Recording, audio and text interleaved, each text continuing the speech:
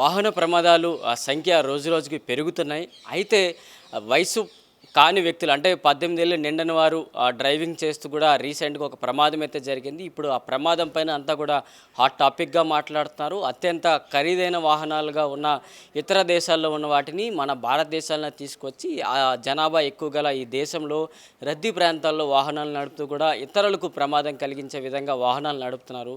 అసలు ఇలాంటి అంశాలకు సంబంధించి మనతో మాట్లాడడానికి Lakshmaiah, general secretary, all India transport రోడ్డుకి సంబంధించి ఫెడరేషన్ వర్కర్లందరికీ కూడా ఈయన జనరల్ సెక్రటరీ. ఈయనకి అడిగి మరిన్ని విషయాలు తెలుసుకుందాం.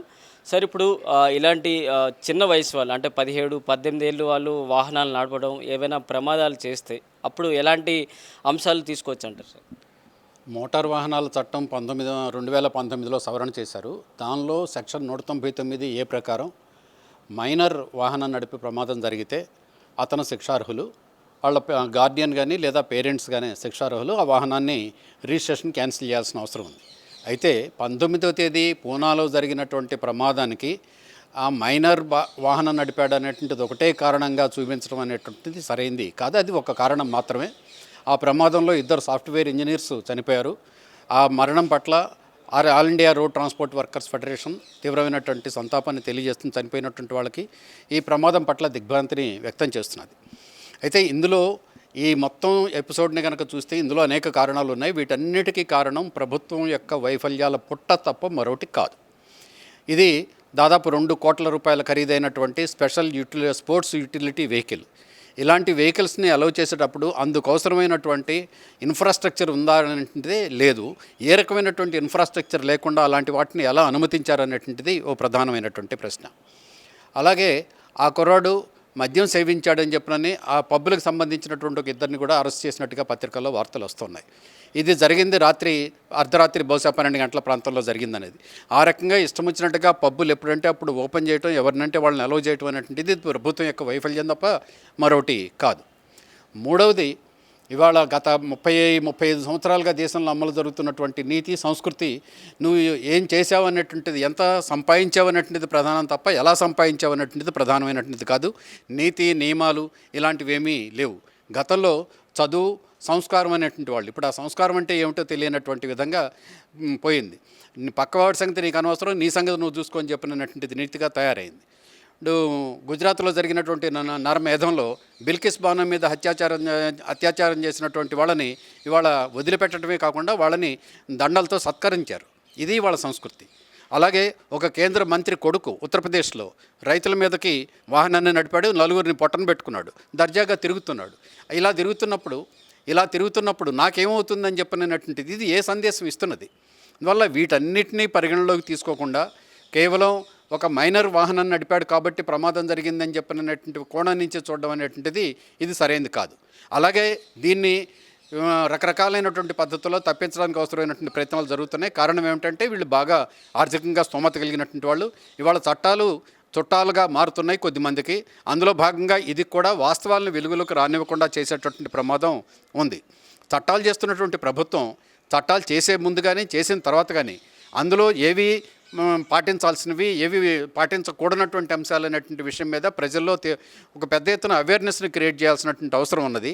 అవి ఏవీ చేయకుండా చట్టాలు చేసి మేము ఏదో చేసామని చెప్పడం అనేటువంటిది ఇది ప్రజల్ని మోసగించడం, తన బాధ్యతల నుంచి ప్రభుత్వం తప్పుకోవడం తప్ప మరొకటి కాదు. అందువల్ల ఈ అంశాలన్నీ ఈ సందర్భంగా నేను చర్చనీయాంశం కావాలి. రాబోయే రోజుల్లో ఇట్లాంటి ప్రమాదాలకు అడ్డుకట్ట వేయాలని చెప్పినానంటే సరైనటువంటి పద్ధతుల్లో నిష్పాక్షికంగా నిజాయితీగా విచారణ జరపాలి. దోషులు ఎవరైనా సరే, ఎంతటి వారైనా సరే కఠినంగా శిక్షించాల్సినటువంటి అవసరం ఉన్నది. అప్పుడు మాత్రమే ఒక సరైనటువంటి సందేశం ఈ దేశ ప్రజలకు ఇవ్వడానికి వీలవుతుందని చెప్పి all India road transport workers ఫెడరేషన్గా మేము భావిస్తున్నాం. ఆ అబ్బాయి డ్రైవ్ చేయడం, యాక్సిడెంట్ కావడం అదొక ఎత్తు అయితే, మీరు చాలా అంశాలను ఇప్పుడు దృష్టిలోకి తీసుకొచ్చారు. అత్యంత ఖరీదైన వాహనాలని భారతదేశంలోకి తీసుకురావడం, నడపడం ఒక అంశమైతే, మరి రెండోది అక్కడ రోడ్లు కావచ్చు, జనాభా పరంగా ఎంత మేరకు ట్రాఫిక్లు, ఏ మేరకు స్పోర్ట్స్ వెహికల్స్ వెళ్ళాలి, ఇలాంటి అంశాలను ఇప్పుడు మీరు దృష్టిలోకి తీసుకొచ్చారు. అంటే ఇవన్నిటిని చూస్తే ఏ విధంగా ఉందంటారు? రెండు ఇందులో కీలకమైనటువంటి అంశాలు. ఒకటి, గత 30-35 సంవత్సరాలుగా దేశంలో అమలు జరుగుతున్నటువంటి విధానాలలో భాగమే ఇలాంటి ఏ రకమైనటువంటి నీతి నియమాలు లేనటువంటి ఒక పద్ధతుల్లో నడవడిక ఇవాళ సర్వసాధారణం అయింది. ఇది ప్రభుత్వం యొక్క వైఫల్యం. రెండవది, కనీసం తను ఈ పబ్బుల్ని కానీ లేకపోతే మరొకటి కానీ వీటిని కంట్రోల్ చేయాల్సినటువంటి ప్రభుత్వం కంట్రోల్ చేయట్లేదు.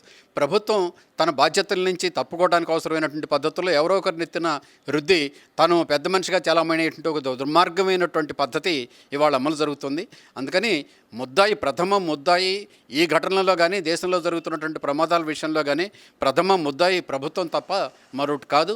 అందువల్ల శిక్షించాల్సింది ముందు ప్రభుత్వాన్ని శిక్షించాల్సిన అవసరం ఉంది. ఇలాంటి ప్రమాదాలు అరికట్టాలంటే నెక్స్ట్ ఏం చేస్తే దీనిపైన స్టాప్ అయ్యే అవకాశాలు ఉంటాయి? ఇలాంటి అవేర్నెస్ తీయడానికి మీరేం ఇలాంటి ప్లాన్స్ తీసుకురాబోతున్నారు? ప్రమాదాల పట్ల మేము all India road transport workers ఫెడరేషన్గా పదే ప్రభుత్వానికి అనేక విజ్ఞప్తులు చేశాం. అసలు ప్రమాదాలు ఎలా జరుగుతున్నాయి, ఎందుకు జరుగుతున్నాయి, వాటిని నివారించడానికి ఏం చేయాలని చెప్పినటువంటిది. రెండవది, ప్రజలలో ఒక అవేర్నెస్ని తీసుకురావాల్సినటువంటి అవసరం ఉన్నది. వాళ్ళు మాట్లాడితే విదేశాలలో చూడండి ఎలా ఉందో అని చెప్తూ ఉంటారు ప్రభుత్వాలు. మొత్తం ఇతర దేశాలలో, అది యూరప్ కానీ అమెరికా కానీ బ్రిటన్ కానీ ఇలాంటి దేశాలన్నింటిలో కూడా ఒక ఎంఎస్ పరీక్ష పాస్ అవడం తేలిక, కానీ డ్రైవింగ్ టెస్ట్ పాస్ అవడం అనేటువంటి చాలా కష్టం. డ్రైవింగ్ టెస్ట్లో కూడా 2 రకాలైనటువంటి పరీక్షలు ఉంటాయి. ఒకటి థియరిటికల్ టెస్ట్ పాస్ కావాలి, ఆ తర్వాత ప్రాక్టికల్ టెస్ట్ కూడా పాస్ కావాలి. ఏ రకమైనటువంటి ఎవరి యొక్క అందులో జోక్యం లేకుండా ఆ పరీక్షలు నిర్వహించడం అనేటువంటి జరుగుతుంది. ఆ రకమైనటువంటి పద్ధతుల్లో ప్రజల్లో ఒక అవేర్నెస్ని తీసుకురావాలి. 2, ప్రభుత్వం రూపొందించినటువంటి నియమాలు ఏమిటి, వాటిని ఎలా అమలు జరపాలి ఏమిటి అనేటువంటి దాని మీద ప్రజల్లో పెద్ద ఎత్తున చైతన్యం కల్పించాల్సిన అవసరం ఉంది. 3వది, ప్రధానమైనటువంటిది, 5వ తరగతి నుంచే రోడ్ సేఫ్టీ అనే అంశం మీద పాఠ్యాంశాలలో అదొక అంశంగా చేర్చి చిన్నప్పటి నుంచి కూడా ఈ రోడ్డు ప్రమాదాలు, వీటి పట్ల తీసుకోవాల్సినటువంటి జాగ్రత్తలు, వీటి పట్ల విద్యార్థుల్ని ఎడ్యుకేట్ చేయాల్సినటువంటి అవసరం ఉన్నది. ఈ చర్యలన్నీ ప్రభుత్వం చేపట్టడం ద్వారానే ప్రమాదాలను నివారించడం సాధ్యమవుతుంది తప్ప ఇవేవీ చేయకుండా మేమేదో చట్టాలు చేసాం, కొద్దిమందిని శిక్షిస్తామని చెప్పినానంటే ప్రమాదాలు తగ్గవని చెప్పి all India road transport workers ఫెడరేషన్గా మేము భావిస్తున్నాం. ప్రభుత్వానికి పదే వివరాలని తెలియజేశాం. మొత్తానికి మొన్న జరిగిన ఈ రోడ్డు యాక్సిడెంట్ ద్వారా కొత్త అంశాలు ఇప్పుడు తెర మీదకి వచ్చాయి. అంటే కొత్తవి కాదు, పాత నుంచే ఉన్న అంశాలు కూడా అందరూ మర్చిపోయిన అంశాలు మరోసారి తెర మీదకి వచ్చాయంటూ కూడా చెప్పుకోవచ్చు. ఎందుకంటే అత్యంత రద్దీ గల దేశం భారతదేశంలో ఇంత జనాభా ఉన్నప్పటికీ కూడా అత్యంత ఖరీదైన వాహనాలు ఇప్పుడు భారతదేశం రోడ్లో తిరుగుతున్నాయని మనం గర్వపడాల్సిన అవసరం ఏమీ లేదు. ఎందుకంటే అత్యంత ఖరీదైన వాహనాలు భారతదేశంలో వెళ్ళాలంటే సుమారు 100 నుంచి 140 కిలోమీటర్ల వేగంతో ప్రయాణించాల్సి ఉంటుంది. అలాంటి సమయాల్లో అత్యంత రద్దీ రోడ్లో వెళ్ళేటప్పుడు ఇతరులకు ఇబ్బంది కలిగే అవకాశాలు కూడా ఎక్కువగా కనిపిస్తున్నాయి. ఇలాంటప్పుడు మైనర్లకి వాహనాలు ఇవ్వడం కూడా చట్టనిత నేరమే అని కూడా చెప్తున్నారు. మొత్తానికి ఇలాంటి అంశాలలో ప్రధానమైన ముద్దాయి ఎవరైనా ఉన్నారంటే అది ప్రభుత్వం మాత్రమే అంటూ కూడా ఇప్పుడు లక్ష్మయ్య గారు అయితే చెప్తున్నారు. మరి ఇలాంటి అంశాలని ఇటు కేంద్ర ప్రభుత్వం, రాష్ట్ర ప్రభుత్వాలు అన్నిటి కూడా దృష్టిలో పెట్టుకుంటూ విద్యార్థులకి పాఠ్యాంశ రూపంలోనే 5వ తరగతి తర్వాత నుంచి రోడ్డు మీద వెళ్ళేటప్పుడు ఎటువైపు వెళ్ళాలి, రోడ్డు ప్రమాదాలు జరిగేటప్పుడు ప్రథమ చికిత్సలు కావచ్చు, ఇలాంటి అంశాలపైన కూడా మొదటి నుంచి అవగాహన కార్యక్రమాలు ఏర్పడుతూ కూడా ముందుకెళ్తేనే భారతదేశంలో రోడ్డు ప్రమాదాల సంఖ్య కూడా తగ్గుతాయంటూ కూడా లక్ష్మయ్య గారు అయితే తెలిపిన పరిస్థితి మనం చూసుకోవచ్చు. వీడియో జర్నలిస్ట్ కృష్ణతో ప్రశాంత్, ఆంధ్రప్రభ, న్యూఢిల్లీ.